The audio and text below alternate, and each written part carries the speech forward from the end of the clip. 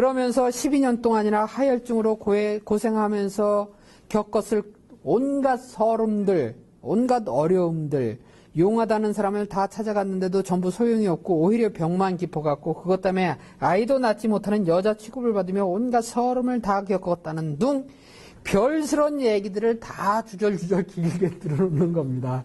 회당장은 환장할 노릇이죠. 예? 이렇게 미적거리는 사이 딸이 죽으면 어떻게 하나. 회당장의 마음은 새카맣게 타들어가고 동동 발을 굴러보지만 예수님은 태평이십니다. 여인이 끊이지 않는 신세 타령을 끝까지 다 들으시는 것뿐만 아니라 딸아 내 믿음이 너를 구원하였다. 평안히 가거라. 그리고 병에서 벗어나 건강해져라 하며 길게 위로의 말씀까지 전하시는 거죠. 급히 달려가야 할 그 길에 그것이 아니다 이런 얘기죠.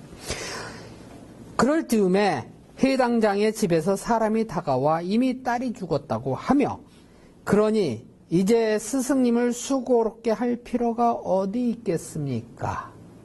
한번 이 얘기를 들어보세요. 가만히 생각해 보세요. 왜 이런 말을 했을까? 비꼬는 거 아니에요. 빨리 왔으면은 아이가 죽지 않고 살아있을 텐데 그렇게 미적미적 오지 않고 긴 시간을 허비해서 결국 아이가 죽지 않았어 하는 그런 비난의 이야기가 되겠죠.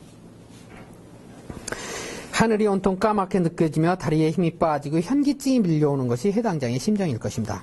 결국 때를 놓쳐 이를 그르치고 말았습니다. 예수님이 조금만 더 서둘러 가셨었다면 살릴 수 있었을 것인데 그 여인이 알지도 못하는 여인이 느닷없이 튀어나와서 얌체같이 가로채지만 않았어도 딸을 살릴 수 있었을 텐데 여인이 딸의 목숨을 훔쳐갔다는 격한 감정까지도 생길 수 있겠습니다.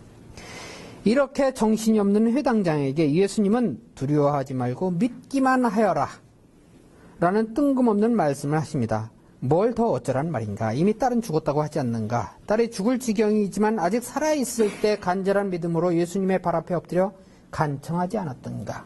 그리고 이제 딸이 죽었는데 다시 살려라도 주실 수 있다는 말인가? 이제 예수님은 베드로, 야고보, 요한을 제한 누구도 따라오지 못하게 하고 바로 회당장의 집으로 가시는데 진작 이렇게 서둘러서 하셨으면 좋았을 텐데 집에 도착하니 큰 소리로 울며 탄식하는 소란스러운 광경이 펼쳐져 있다. 어찌하여 소란을 피우며 울고 있느냐? 저 아이는 죽은 것이 아니라 자고 있다. 죽어 싸늘하게 식어가는 아이를 눈앞에서 번연히 보고 있는데 죽은 것이 아니라 잠든 것이라니 사람들의 비웃음과 비아냥이 당연하지 않겠습니까?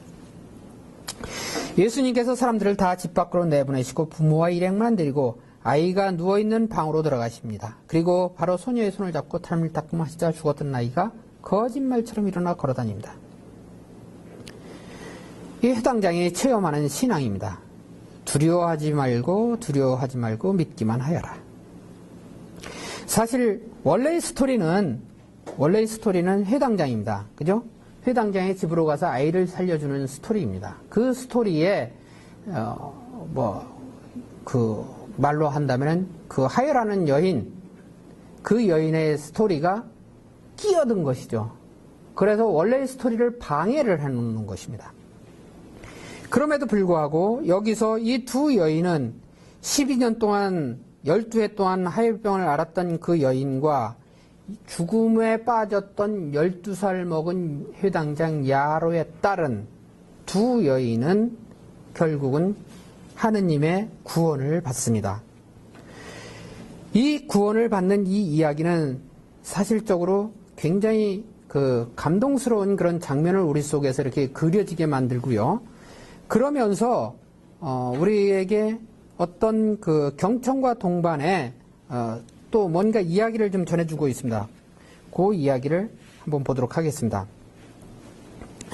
안식일 회당에서 소녀 오그라든 일을 고쳐주는 장면을 지켜보고 예수를 고발하는 데 참여한 사람이 회당장입니다. 마르코복음 3장입니다.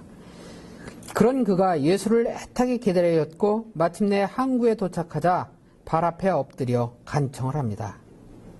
율법을 수호해야 하는 책임감이 깊은 그지만 그리스도의 권능만이 딸을 살릴 수 있을 것이라는 믿음은 확고했던 것이다. 이런 얘기죠. 그리스도만이 그리스도의 권능만이 딸을 살릴 수 있을 것이다.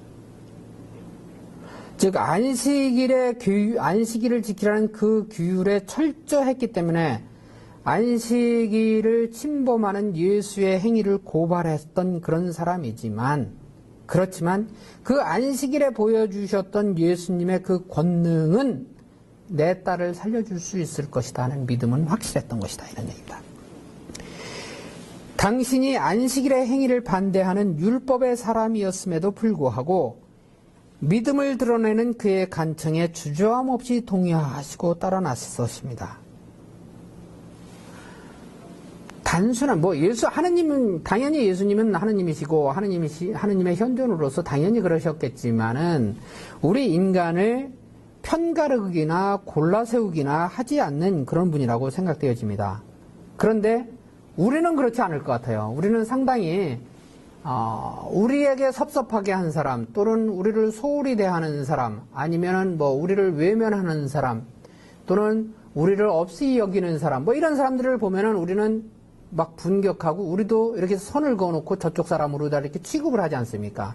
그래서 기꺼이 도와주려는 또는 기꺼이 동반하려는, 기꺼이 경청하려는 그런 자세를 안 가질 수가 있는데, 그런 자세는 그리스도가 보여주신 이 모습에서 멀리 거리가 있는 그런 자세라고 보여집니다. 편가르기와 골라세우기를 극복하는 경청과 동반, 우리가 배울 수 있겠습니다. 회당장의 간청에는 간절한 만큼이나 긴박함이 담겨 있습니다. 불과 100m 또는 150m, 200m 남짓의 거리이니 금방 도달하여 죽음의 고통 속에 있는 아이를 살릴 수 있는 그런 거리입니다. 그것이 이야기의 목적입니다. 헌데 갑자기 뛰어들어 지체하게 만드는 다른 긴 스토리, 하여라는 여인의 이야기가 전개되어 목적을 흐트러 놓습니다. 하지만 예수님께서는 바쁜 목적을 앞세워 뒤로 미루거나 무시하지 않는, 그리고 똑같은 정성으로 여인에게 구원을 알리십니다. 우리 수도자들이 그런 비난을 많이 듣는데, 그 중에 하나가 뭐냐면 지나갈 때 찬바람이 쌩쌩 난다고. 수도자나 성직자가 바쁘다고 소리하면은 평신도들은 더 이상 말을 못 붙이잖아요. 그죠? 그러니까 우리가 살아가면서 사실 수행해야 할 일들이 많기 때문에, 또 해야 할 과제가 명료하기 때문에 다른 것을 안 바라보니까 주위의 시선을 안 주기 때문에 그럴 수도 있겠지만은, 하여튼 상당히 바쁜 어떤 목적을 갖고서 다른 주변의 것들을 돌보지 않는 이런 것들을 많이 보게 됩니다. 그런데 여기에 이렇게 끼어든 하여라는 이야기가 이 스토리를 얼마나 풍성하게 만들어 주었습니까? 그것이고, 거기에 예수님은 그를 이렇게 가벼이 여기지 않고 또 지나치지 않고 그에게 구원을 선포하면서, 그냥 예수님 그냥 지나쳤어도 되잖아요. 자기 기적이 나갔다 손치더라도 그냥 지나쳤어도 되잖아요. 그러나 그 여인을 꼭 불러 세워서 하느님의 구원을, 너의 믿음이 너를 살렸다 하고서 구원을 선포해 주지 않습니까? 그처럼 그 과제 수행, 우리에게 주어진 그런 과제, 바쁜 일 때문에 거기에 매몰되어 버리는 그런, 매몰되지 않는, 그럼에도 불구하고 우리가 매몰되지 않는 그런 경청과 동반, 아마 우리가 젊은이들을 만날 때도 그렇고 형제들을 만날 때도 그렇고 또 주변의 형제자매들을 만날 때도 그렇고 틀림없이 이와 같은 그 다른 바쁜 일 때문에 그 매몰되지 않는, 그런 것에 매몰되지 않는 그런 경청, 예수님처럼 인간을 앞에 두는 그런 경청과 동반이 필요하다고 보여집니다. 두 기적 이야기 모두 믿음을 목적으로 하고 있습니다. 병을 치유하거나 삶을 되살리는 기적 자체가 아니라 믿음을 세우는 것입니다. 내 믿음이 너를 살렸다고 하혈증의 여인에게 말씀하시는가 하면, 회당장에게는 두려워하지 말고 믿기만 하여라. 그러니까 기적이 목적이 아닌 것이죠. 믿음이 목적인 것이죠.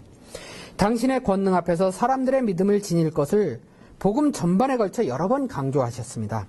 하느님의 아들 그리스도가 죽음까지 이기고 우리를 구원하실 것이라는 믿음, 이것이야말로 하느님의 구원 계획에 우리가 능동적으로 참여할 수 있도록 사람들에게 주어진 권한이라고 생각되어집니다.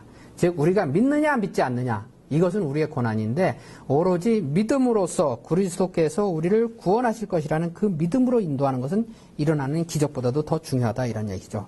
우리 스스로도 믿음을 지니고 있고 그와 같은 정말 그리스도를 통해서 우리가 구원할 것이고 세상을 구원할 것이다, 구원될 것이다 하는 그런 믿음, 확고한 믿음을 지니고 있고 그런 믿음으로 세상 사람들을 동반하는 것, 그런 믿음을 향해서 동반하는 것, 이것이 우리의 동반과 경청이 될 것이라고 보여집니다.